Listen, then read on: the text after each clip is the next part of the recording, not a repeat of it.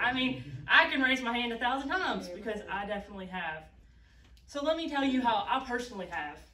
So I grew up in a divided home. My mom always brought us to church. My mom was one of the best women I ever, could know of. She always had me in church, she led me. She led me to do the things of God. Well, my father never went to church. He probably doesn't even know where church is, let's be honest. I had never seen him and church together. I probably would have fell over dead if I saw him in church together, let me be honest with you.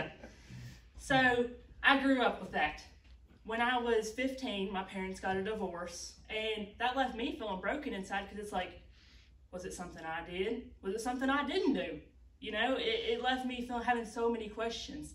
It left me feeling angry. It's like, God, was it me? Was it you? Who was it? Because, I was just asking for the questions. And then at the same time, it left me angry with the people who were in my life who had nothing to do with it. And I know that's the way we as humans turn so many times. We have something in our life, and we take it out on everyone else.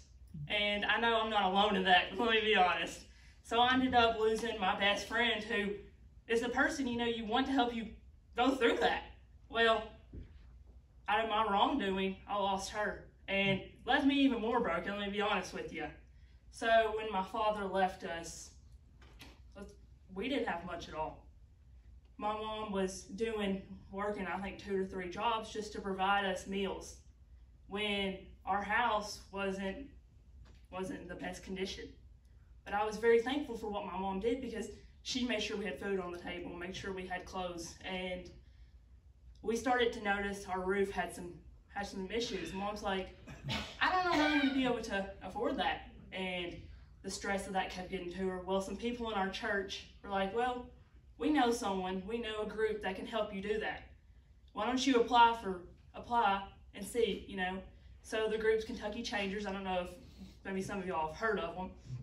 And it's a group where a bunch of youth groups go together for a week out of the summer, and they go they mix them up, make a group of each of a couple from each youth group, and they go and work on people's houses. Well, at the time, I didn't know too much about it. I knew my mom got approved. Then I was very angry in my room. One Sunday, I hear a big old church bus come pulling up, shut off the engine, and I look out my front window, and here comes all these young kids. And my mom said, they're here to fix our roof. I'm like, what? Because a lot of these kids are the same age as me, and I'm like, fix our roof? I think they're going to do more damage than good, How are they here to fix our roof? And it was a Sunday afternoon. I was very mad because I just got back from church, very angry myself, and there's all these busload of kids unloading, very excited to fix our roof with the biggest smiles on their face. I'm like, where did these kids come from? Is there a different planet out there? Where did they come from? What's wrong with y'all? Yeah, so for the next week, they came every day, about 6 a.m. I would hear the hammer starting at 6 a.m. And if you know me, you know I'm not an early morning person. Nor at the time did I like happy people. So those two things did not go together real well. So I'm like, well, why are they so happy? And it's probably about 100 degrees outside. They're on top of my roof, and they're kids. Do they not know what playgrounds are? That's what I was thinking in my mind. And so I was just wondering, why are they so happy? My mom's like, they're from the church. Be thankful for what we have. And I would walk out during the week to go to my friends or go to my grandparents' house, and they would always try to talk to me. And I would run out of there when you see someone from church at Walmart, and you're like, I don't want to talk to them today. It's a bad day. And you run as fast as you can. That was me in my front yard, running to get in that car like I just robbed a bank. And I did not want to talk to them. Well, I was in a lot of trouble for what I had been doing in my life. So my mom, punished me out to stay in my room. Well, I had the front window, the perfect view of what they did all week. And they would take about 2 to 3 breaks during the day. And I would always notice they would come down off that roof, sweat a-pouring, and would be so exhausted. I'm like, I'd be up on that roof for 5 minutes, and I'm ready to go home. Or I'm ready to go get some food. Like, I know me. I probably wouldn't even be on the roof. I don't like heights. But they would come down there with those smiles. They would sit under the tree that was right in front of my bedroom window. And they would open their Bibles. And something about that just really touched me. Well, one day I said, God, if they're so happy, what's in that word? And when I was younger, my mom gave me a Bible, but I didn't really, open it. Just set it on my bookshelf. So one day I said, there must be something valuable in that. Because if they got that big of a smile, God, there must be something valuable in that. So one day, go down to my bookshelf, swipe the dust off of it, and I open it up. And I don't believe in coincidence. I believe in God. Yeah. And I opened up that Bible, and the verse I opened up to was Jeremiah 29:11. For I know the plans I have for you, declares the Lord. And I tell you, I probably about hit the floor. He must have some kind of plan for me. And I tell you, I doubted God my whole life, but right there in that moment, I said, there is a God. And if I want to smile like that, I need to find the God. Yeah. That's in that Bible. Yeah. And the rest of that week, I was like, I know there's something in that book, and I need to discover it myself. Well, they finish up to the week, and I go on to tell my mom, I said, Mom, I'm hurting a lot in my life, but I need to figure out what they have. Well, my mom was going to counseling down at Bergen Baptist, and she said, well, they told me that their church youth group is actually going to do the same thing next week, and that you can join if you want to. I was like, yeah, but no. If I'm going to be out on the roof, no. If I'm going to be that happy, yeah. Well, long story short, I ended up going. And I was very excited because I really wasn't sure what I was getting myself into. Well, I had a couple days to pack. We ended up going. Well, I show up that weekend, and they're introducing us, telling us everything. Well, there was a group of the ministry team who would lead all the youth, and each of them shared their testimony. Well, there was one girl who shared her testimony that she was always in the church, but she said, guys, do you hear me? I was always in the church, but Christ wasn't in me. Yeah. She said, that's the way I was for many years. I was in the church, but Christ wasn't in me. She said, for many years, my parents always tried to get to me. My youth leaders always tried to get to me. Everyone tried to get to me. But I knew God was real, but I didn't want him. And right there, sitting in that gym, I was like, had a reality check. I said, that's me. For many years, I knew God was real. Every time I was at church, I knew God was real. But I didn't want him. Because I didn't know that, that's what true happiness is. And I tell you, many times when I was younger, I knew what would happen if I died. And, me as a young kid, one of the funniest things I look back and, kind of laugh at is every time on the ride home from church, I was sitting on pins and needles. I was like, I just heard what will happen, but yet I'm riding home in this car. I was like, well, I know what's going to happen, but I still didn't want God. Well, that night, they shared a message, and I came to Christ because I realized that week, well, for a long time now, I didn't just need a new roof on my house. I needed a new heart. Come on. Because the roof wasn't the problem. God sent them there to get to my heart. Yeah. They weren't just banging on my roof every morning. God was banging on my heart. Yeah. And that's the truth about it. So I ended up getting saved that night because God really reached me. And so after that, I started teaching at the local youth group because I said, God can reach me when for many years I didn't want it.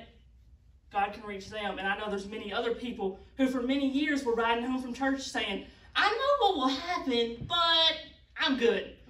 I don't want to take the free pass. I'd rather, So then a year later, I ended up going back to Changers because God really had my heart with Changers. And God called me to ministry. And I felt, Lord, everything else in this life is pointless. But there's many other people who were like me that for many years knew God but didn't know Him personally. And if I don't reach those people, anything I'm doing is pointless. So then after that, I ended up going to Clear Creek Baptist Bible College. I got accepted into college, and that was a huge accomplishment for me because I have dyslexia and auditory processing disorder, and I'm going to be honest, a lot of people didn't think I was going to make it through high school. I didn't think I was going to make it through kindergarten. Let me just be honest with you. So for me to go to college, it was a scary thing, but I was excited because I knew one thing I heard when I got called into ministry is God doesn't call the qualified, He qualifies the called. Yeah. Amen. And if God called me to it, He will qualify me for the task. So, I was excited. And the thing I asked myself is, do I want God to use me? And I knew I wanted God to use me, so I knew I needed to go to college. The thing was, right at that time I was hearing conflict of, well, you've done this in your past. You've done that in your past. You're not a good speaker. You're not good at school. You have many difficulties. But I realized Noah was a drunk. Abraham was too old. Jacob was a liar. David had an affair. Joseph was abused. And Jonah ran from God. Paul was murdered. God still used all of them. Yeah. I don't think He would put them in the Bible because He didn't use them. He used them for His purpose. Right. And if God can use them with their difficulties, I know God can use me with my difficulties. Amen. Because I do a lot of things daily. I might be going to Bible college, but man, I'm human. Yeah. And I mess up daily, but I know I have so many of those fill in the blanks. Makayla's a liar. Makayla doesn't, use what God's given her to His glory at all times. I think we all have our fill in the blank. Whatever your name is, you have something. Right. But just like I said, God doesn't call the qualified. He qualifies the called. So if God has called you to something, I think we all agreed in this room that God's called each of us to something. Yes. Well, you got to ask yourself, am I accepting that calling? Right. Or am I listening to my fill in the blank, whatever my difficulty is? I know I find myself doing that so many times. But another thing I got to remind myself is God doesn't need perfect vessels. He needs broken ones to reach the other broken ones. Yeah. Yes, amen. And that's all about it is, is each of us are broken. If we weren't broken, we wouldn't be here. That's right. Yeah. And I just pray that whether you're not using your calling that God's called you to, or maybe you're just like me for many years, you've been in this building, you've been sitting in the seat, but Christ hasn't been in your heart. Right. Well, trust me, I've been in that place. I have felt like, yeah, I've been here for many years. I know all these people. They know my name. They know my mama. They know my granny. And they probably think I'm saved. And it'll be too embarrassing to come to God now. You know what will be too embarrassing? Is it when it's too late. Come on. Yeah. Man. And I just pray, that we all take our opportunity before it's too late, because if God can reach me, I know He can reach you. Yes. Because I don't deserve any of where I'm at now, because now I'm 2 years into college. I made the dean's list twice. One time I had a heart attack, twice. And my other dream was always to own my own restaurant, and this year I've opened up my own restaurant. So God has done mighty things in my life. I just had to follow Him. As soon as I took that step, I got saved in 2017. These last few years of my life, I feel like I've been on a roller coaster that just keeps going. I haven't stepped foot. And it's pretty amazing. I'm not going to lie. I have my doubts. I get scared. But you just got to take that step. Yes. And I pray today that everyone takes their step, no matter what it is, whether it be salvation or listening to your call. And I pray you take that step. Thank you all for having me.